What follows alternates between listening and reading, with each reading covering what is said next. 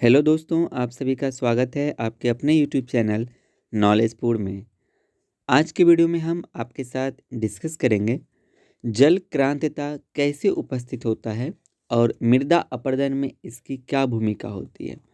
तो आप दीर्घ उत्तरीय को भी और इवन जो हमारा शॉर्ट क्वेश्चन है उनको भी आप पूरा रट नहीं सकते हैं, क्योंकि अगर आप पूरा रटिएगा तो आपको रटने के लिए बहुत सारा प्रश्न एक एक सब्जेक्ट में आपको 500 से ज़्यादा आपको मतलब रिटेन वाला प्रश्न हो जाएगा, शॉर्ट और लॉन्ग क्वेश्चन मिला के। तो आप प्रश्न को समझने का प्रयास कीजिए, ताकि अगर आप प्रश्न को देखें तो आपको ये फील होना चाहिए कि नहीं, इस प्रश्न का मैं खुद से उत्तर दे सकता हूँ अपने शब्दों में। ठीक है, तो आप इस वीडियो को अंत तक देखिएगा। 100% आपको यह समझ में आएगा। अगर आपको डाउट रह जाएगा तो बिल्कुल मैं उस डाउट को भी क्लियर करने का प्रयास करूँगा। चलिए शुरू करते हैं। तो प्रश्न क्या है कि जल क्रांतिता कैसे उपस्थित होता है।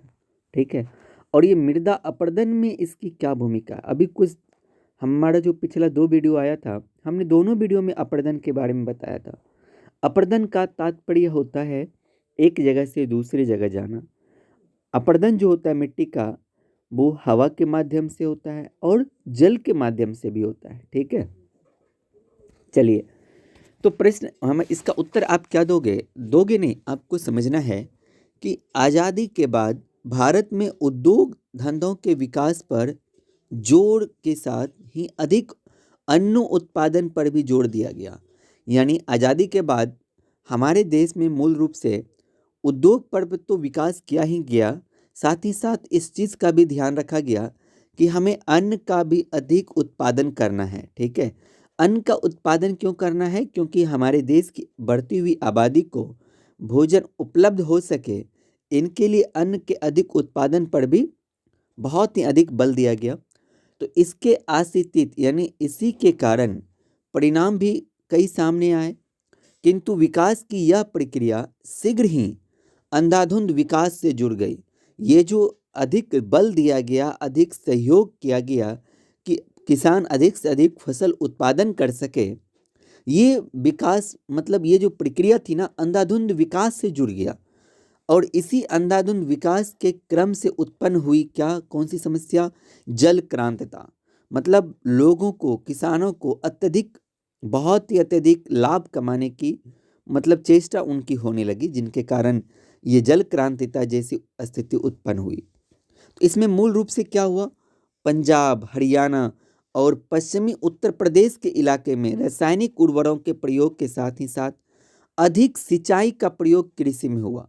यानी इन क्षेत्रों में जब हरित क्रांति लाया गया था, तो हरित क्रांति के बाद से प्रॉपर मूल रूप से यही पंजाब, हरियाणा और जो पश्चिमी उत्तर प्रदेश है, इन्हीं क्षेत्रों में रासायनिक उर्वरक का अंधाधुंध उपयोग किया गया और साथ ही साथ सिंचाई भी बड़े स्तर पर किया जाना शुरू कर दिया गया। तो इससे क्या हुआ? इससे इस इलाके में भूमि पर जल क्रांतिता की स्थिति उत्पन्न हो गई। क्यों? क्योंकि सिंचाई क्या होने लगी भाई? अधिक होने लगी। और जल क्रांतिता से भूमि का निम्नीकरण हुआ है। यानी भूमि मतलब जो ऊपर का जो मिट्टी का जो ऊपरी हिस्सा है ना, ये मान लो ऊपरी हिस्सा, ये बह के जब पानी आप बड़े स्तर पर खेतों में देते हो, तो ये क्या होगा? जिस भी क्षेत्र में ढलान होगा उधर ये आपका मिट्टी बह के मतलब पानी जो बहेगा, पानी जो आगे बढ़ेगा, इनके साथ वो बह के चला जाएगा दूसरे के खेतों में। और इससे मृदा में लवणीय और क्षारीय गुण बढ़ जाता है, जो भूमि के निम्नीकरण के लिए उत्तरदायी होता है। अत्यधिक जल क्रांतता से भूमि में लवण की मात्रा बढ़ने लगती है और इससे भूमि का जो पोषक तत्व है, यानी मिट्टी के ऊपरी सतह का जो पोषक तत्व है ना, यह भी कम होने लगता है और साथ ही साथ मिट्टी के परतों में भी क्षय होने लगता है। यानी इसका ऊपरी हिस्सा जब बह के कहीं और जाने लगेगा, तो आपकी मिट्टी की जो परत है, ये तो धीरे धीरे कमजोर होने लगेगी, परतें यहाँ की। तो अवयव मिट्टी के अवयव घुल जाते हैं, घुलते रहते हैं और कुछ जल में बह जाते हैं और कुछ सूखने पर हवा के द्वारा उड़ा लिए जाते हैं। बिल्कुल, आपको मैंने पवन अपर्दन भी बताया था। और इसी तरह से मूल रूप से क्या होता है? अपर्दन की क्रिया शुरू होती है और निर्बाध गति से ये चलते रहती है और इसी के फलस्वरूप हम ये कह सकते हैं कि भूमि का निम्नीकरण भी होता जाता है। देखिए कितना आसान है, अगर आप इनको अब अपने शब्दों में यानी कुछ शब्दों में अगर हम इनको जानने का प्रयास करें तो क्या होगा कि आप क्या लिखोगे कि आज़ादी के बाद हमारे भारत सरकार ने मूल रूप से उद्योग धंधों को बढ़ाने का प्रयास किया, इनके विकास पर बल दिया। तो इनका जैसे जैसे विकास होना शुरू हुआ, साथ ही साथ भारत सरकार ने यह भी सुनिश्चित किया कि भारत की जितनी भी जनसंख्या है उन जनसंख्याओं के लिए यानी उन आबादियों के लिए सभी के लिए भोजन उपलब्ध हो, और भोजन सभी के लिए उपलब्ध हो इसके लिए सरकार ने हरित क्रांति जैसी योजनाएं लाया।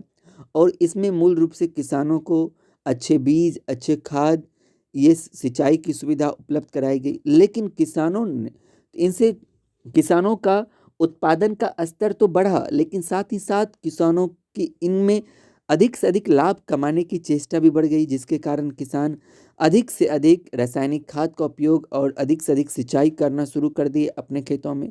यह मुख्य रूप से पंजाब, हरियाणा और पश्चिमी उत्तर प्रदेश जैसे इलाकों में हो रहा था। और इसी पे फिर आप लिखोगे इन्हीं के कारण क्या होगा, जल क्रांतिता जैसी समस्याएं उत्पन्न हो गई। इनसे मृदा में लवण और क्षारीय गुण बढ़ जाता है, और भूमि भूमि का निम्नीकरण मतलब के लिए सबसे ज़्यादा उत्तरदायी होता है। और अधिक जल क्रांतिता से भूमि में लवण का मात्रा बढ़ने लगता है। इनसे भूमि का जो ऊपरी सतह का जो पोषक तत्व है ना, ऊपरी सतह का जो पोषक तत्व है यहाँ का, ये भी कम होने लगता है। मिट्टी की परतों में भी क्षय होने लगता है, यानी ये बह के कहीं और जाने लगता है। जब आप अधिक से अधिक पानी देते हो तो आपने देखा होगा, अगर आप किसान है के परिवार से हैं तो आपने देखा होगा जब हम खेतों की सिंचाई करते हैं, खेतों में जिस समय पानी देते हैं तो आप देखिए आपका मतलब कम से कम 1 फीट तक हमारा कई बार पैर पानी के नीचे मतलब मिट्टी के नीचे चला जाता है। और जब वहाँ मतलब मिट्टी पूरा मतलब क्या आप कह सकते हैं कि जो एक दूसरे से जुड़ा रहता है मिट्टी के कारण वो कम हो जाता है, और ऑटोमेटिक वो पानी के साथ बह के चला जाएगा। बड़े स्तर पर अगर आप खेतों में पानी देते हो, जब सूख जाएगा तो वो हवा लेके उनको मतलब कहीं और चला जाएगा दूसरे के खेतों में।